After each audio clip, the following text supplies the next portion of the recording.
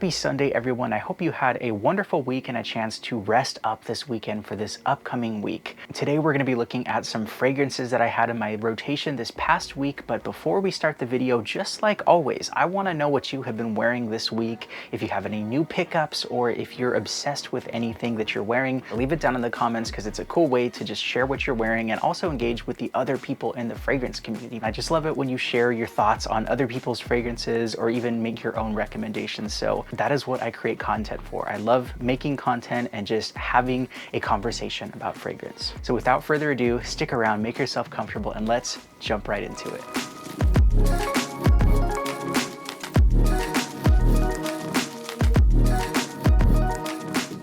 Welcome everyone, thank you for joining me, and let's get started. Monday. Oh, this fragrance caused me some headache. This one is Paris Corner Amir La Serpiente. Now this fragrance is going to be a twist on Gucci's The Voice of the Snake, and I had a little bit of trauma with this fragrance. I picked it up, I hadn't worn it in quite a while, and I just remember smelling this and thinking, this just smells so cool. It's like a vanillic, weird, just strange quality of a fragrance because it's very unique, unlike a lot of fragrances that I have smelled. And I thought, you know what, I can pull off a soft oud fragrance in the office once, you know. But the second that I walked into the conference room, I had a huge business meeting. There were a ton of people. As soon as I sat down, somebody said, do you guys smell that? It smells like a hospital in here. What is that? And then a whole bunch of people just started commenting. They were like, yeah, I noticed it too. I feel like it's just really strange. I was just trying my hardest not to say, oh, you guys don't like my new cologne? But yeah, this one definitely did not get positive attention, but maybe I'll just save this one for when I'm, you know, doing stuff outside of the office. But either way, it's still a really cool fragrance, but I just thought that was kind of a funny story. And then as soon as I got home, it was a super long day and I just needed something to relax myself. And as always, my go-to relaxation fragrance is Prada Amber pour Homme. This is such a beautiful saffron and myrrh fragrance. And so it's just very relaxing. It smells like spicy, expensive, just like French bubble bath. And I don't know, whenever I smell this, I just get an extremely regal quality and I feel like you're just at a, you know, $1,000 a night resort, you know, just in Paris or somewhere. And this is the fancy bar of soap or the, you know, bubble bath they would give you. And this stuff just smells absolutely incredible and it blows my mind. And every time that I need just a little mood boost, I always pick up this fragrance, and I'm going to be so sad once I work my way through this bottle because this is the old formulation from Spain and I heard the new one is not quite as good. I cherish this purple juice more than anything. And that one is Prada Amber pour Homme. Now Tuesday, I pulled out a really nice freshie because I was not going to repeat that same mistake of wearing an oud fragrance in the office.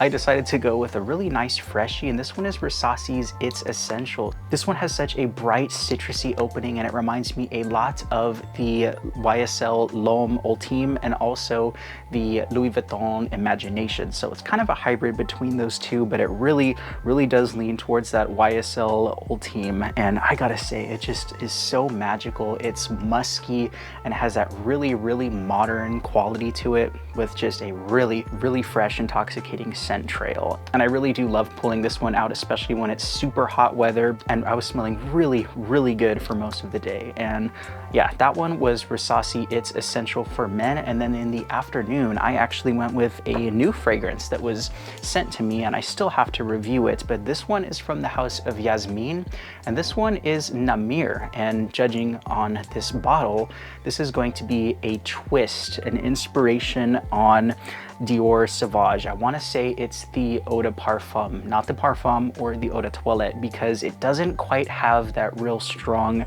kind of musky ambroxan vibe in the Eau de Toilette.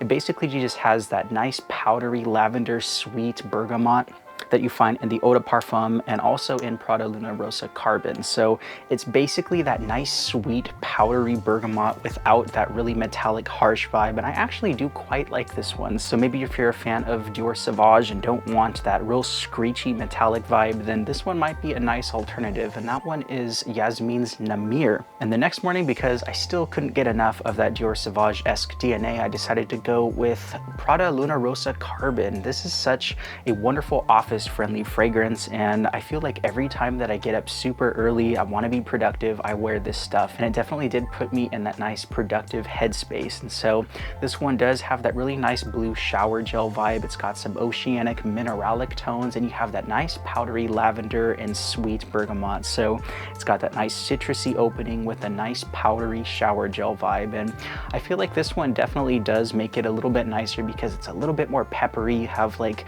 a soil tincture to it, and it just smells very earthy, and it has a really nice updated Dior Sauvage style kind of DNA. This is really, really good stuff, and that one is Prada Luna Rossa Carbon. And then in the afternoon, I decided to go with an older fragrance. It's a cheapie, it's a really good one. You can still get it for about 20 to 30 bucks, and this one is Montblanc Legend Spirit. This is going to be that Invictus style fragrance DNA, and while that's not my favorite, I do kind of like how this one does it. It's got that really nice peppery citrus in the opening, and I feel like it has a lot of vetiver in here, so it's going to be a nice shower gel fragrance, and I feel like I've just been craving that this week. I'm noticing a trend in a lot of these, but this one is a really nice sweet fragrance. So it's going to be a nice peppery wood with a nice citrusy vibe. Not to mention it's got a nice silky vibe in the dry down, especially from that cashmere wood. So it's going to be that nice kind of cashmere wood vibe, and it just smells really, really creamy and really, really good. And that one is Montblanc Legend Spirit. So yeah, if you're looking for a nice cheapie, this is going to be a good choice. Now Thursday, I pulled out one of the OG fragrances that I could not get enough of back in the day, and this one is Versace Eau Fraiche. And oh, how I have so many fond memories of this fragrance. It is summer in a bottle. It is so citrusy, refreshing, and it's everything that you want in a light blue, just sporty, uplifting men's fragrance. And it's just so clean smelling, and it has a nice uplifting star fruit and like a lemon in here. So it's very tropical and uplifting and bright without smelling too fruity. And I feel like there's also some sea salt or some sort of salty musk in here. You also have a really nice classic men's fragrance notes in here, but man, does this stuff smell refreshing. And there's a lot of fragrances that kind of imitate this vibe, but there's still nothing quite as magical as the original stuff. And that one is Versace Eau Fraiche. And then in the afternoon, I actually went with a new fragrance pickup. This one is from Tommy Bahama, and this one is Maritime. So I absolutely love these little nautical fragrance caps. You have the rope on the top, and these are just really, really cool bottles and caps. But man, this stuff smells so cool. It reminds me a lot of a soapy classic men's fragrance, and it reminds me a lot of the Abercrombie & Fitch Fierce, but it also has some inspiration from a couple other fragrances. I feel like it also reminds me of Dior Fahrenheit. So it's almost like Dior Fahrenheit meets Abercrombie & Fitch Fierce. So two really great classic fragrances, but you really have a nice peppery bergamot in the opening. You have some violet leaf, ambergris, some nice musks in here that make it smell very, very aquatic. And it also has some geranium and cucumber. So it's very refreshing, very green, and it has a really nice fresh quality to it. And it's perfect for the summertime. I want to say I paid about 22, 23 bucks for this stuff. And I want to say it's a 75 ml bottle. So, you know, I think this is a good price for what you're getting. And if you see it at your rack stores, I think it's a wonderful, wonderful pickup because it's woody,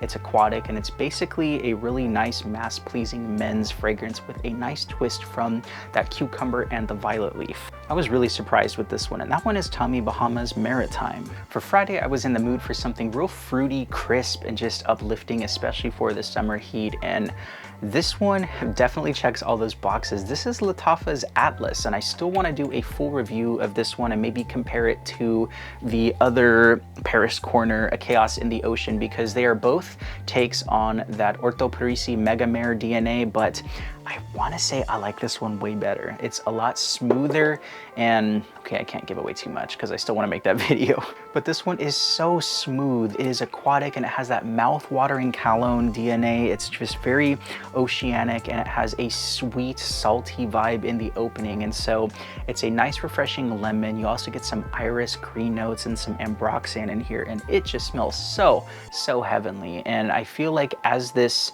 started to dry down, I sprayed it, I did an initial wear. It was just very cologne forward, and it had that very aquatic, marine-like vibe, and it smelled a little bit synthetic, but after you know, I tried to wear it again and I gave it a few sprays. It definitely became a little bit more mossy and a little bit warmer and not quite as synthetic. And I really, really prefer how this smells. So it's kind of funny. It wasn't even like a maceration thing. It was literally just prime the atomizer a few times, and your second or third wearing, it's gonna start to mellow out. But I absolutely love how this stuff performs in the heat, and it was a nice, soft, smooth radiation throughout the day, and I could just feel it just pushing from my skin. And yeah, this stuff is just, it's really nice. And that one is Lattafa's Atlas. And then in the afternoon, I went with a new fragrance pickup. I just did a video. I filmed it yesterday. And so Paris Corner's Rifaaqat. This is such a gorgeous fragrance. I cannot stress it enough. It's going to be a twist and an inspiration on the YSL Baby Cat. Now, I haven't got my nose on that fragrance, but I've heard Lattafa Moussamam is similar to that. And this smells similar to Moussamam, but it smells even better. This has such a beautiful patchouli in the opening. It's very Middle Eastern smelling. You have a musky saltiness, and it's just a nice vanillic boozy vibe, and it just smells so, so incredible. You got this beautiful elamai. It's kind of waxy, and you also have some pepper and some saffron and olibanum in here. So really, it's a treat for the nose, and I just cannot stop smelling myself with this. It's so gourmand, vanillic, spicy, and it's just a beautiful, just smoky vanillic fragrance, and I cannot get enough of this stuff. And that one is Rifaaqat by Paris Corner. Yesterday was Saturday, and it was a really nice low-key casual day, not really doing a whole lot of stuff, didn't have any plans for the day, and I wanted just an easygoing, just smooth fragrance to match that mood. And this one is Acqua de Parisis Silk Oud, and I gotta say, this is a wonderful, wonderful, silky, just everyday oud fragrance that you can pull off that kind of reminds you of a lot of just warm ambery oud fragrances, but there's a nice vanillic sweetness in here. There's some patchouli, caramel, oak moss, and it really just does smell very supple, just royal, and just amazing, honestly. And I feel like from the second that this touches my skin, I feel immediately at ease. My worries just kind of evaporate. I'm just like, yeah, this is really good stuff. And that might sound kind of dramatic, but honestly, fragrances do have the power to do that. You know, there's some olfactive science and psychology behind this stuff. So if there's really soft, just warm, comforting notes, you know, that's just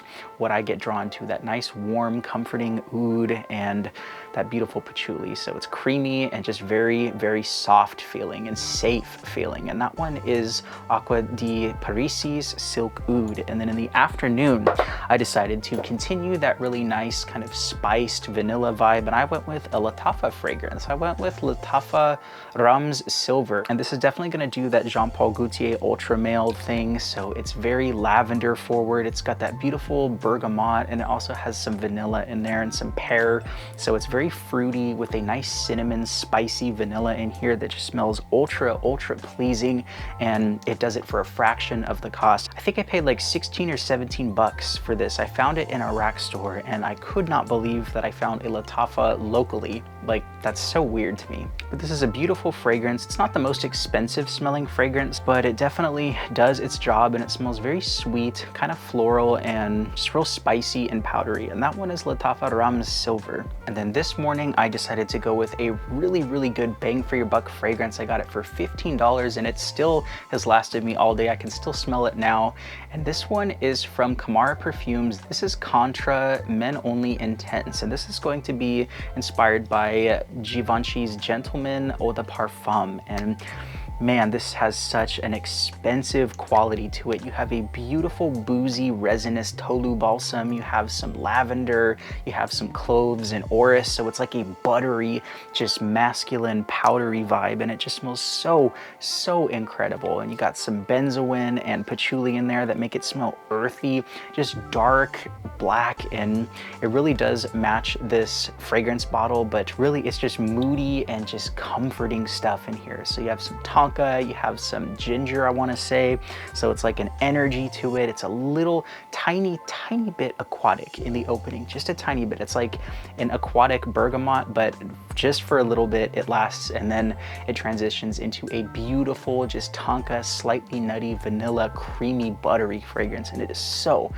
damn good. So if you see this one for $15, pick it up without any hesitation, because this stuff is amazing, and I've been seeing it popping up at a lot of rack stores, and I really just hope that it goes to a good home, because I want somebody to smell amazing for that 15 bucks. And that one is Contra Men Only Intense. And so there we have it, a bunch of fragrances that I have been rocking this week from my collection, some new pickups, and some really cool hidden gems in here. So let me know if you've tried any of these ones, or if you have any other recommendations, because again, I love chatting with y'all. Thank you so much for watching the video. I hope you had an amazing week. You stay safe out there, and remember, you can do it this week. I'm Eli with Common Sense, and until the next time, bye-bye.